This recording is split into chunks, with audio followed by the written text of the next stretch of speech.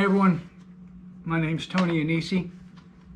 I'm giving you a book report on a non-martial arts book I've done.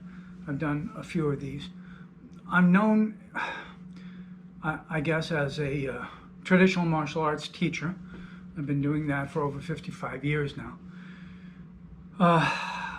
Originally, when I graduated college, I had planned to become a college professor.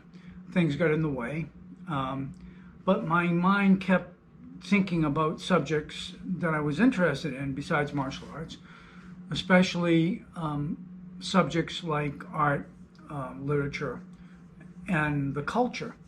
The culture has been changing quite rapidly lately. I think it's been invaded by political extremes, but I wanted to address something more fundamental than politics. I'd go online, Facebook, and look at memes, and sometimes individual arguments that were put up on a friend's post. And I'd say, this makes no sense. It's not logical. And I'm sure they didn't recognize that. They didn't feel it was important, as long as it tried to convince somebody.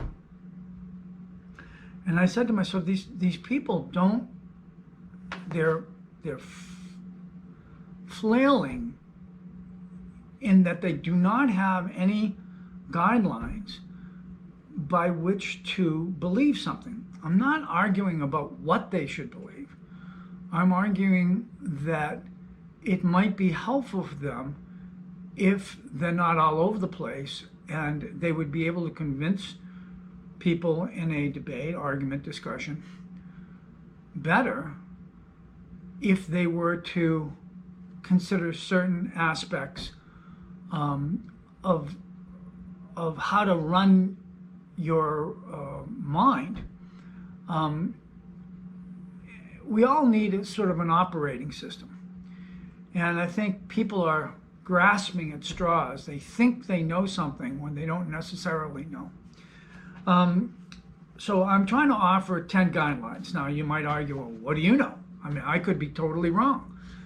But I think once you read it, it automatically hits a nerve. You go, yeah, that makes sense. Doesn't mean you'll come to the same conclusions about details of facts that are being argued today as I might, but I think that the guidelines themselves will help you in various areas. And the areas I'm talking about now are, and this is how I divide the book, are truth, courage, independence, conventions, emotions versus rationality, and bias. Now, I'm going to read the first guideline to you and see if it just doesn't make automatic sense. Number one, under truth. Neither tell nor believe lies about the other side just because you want them to be true. Now, isn't that what truth is? It's like there is a truth. Now you might argue, well, your truth is not my truth. Well, how then do we sort out an argument? How can we decide what we want to aim toward?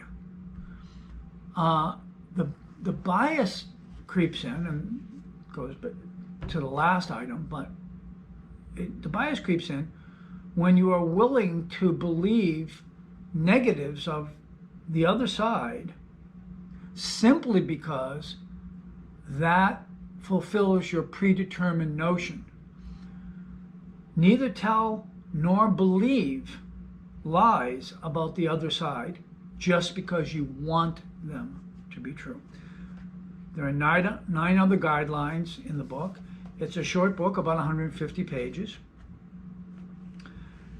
And I'll give you an overall theme that I hope will summarize it for you and make you feel that it's worth the short time it takes to read this. And I'm reading from the back cover now. The old saying goes, if you don't stand for something, you'll fall for anything. Unfortunately, in today's messy world, the thing you stand for may be the very thing you have fallen for. In order not to fall for things, it might help to have some guidelines. 10 guideline principles, finding one's way in a messy world. I hope you enjoy it. Thanks.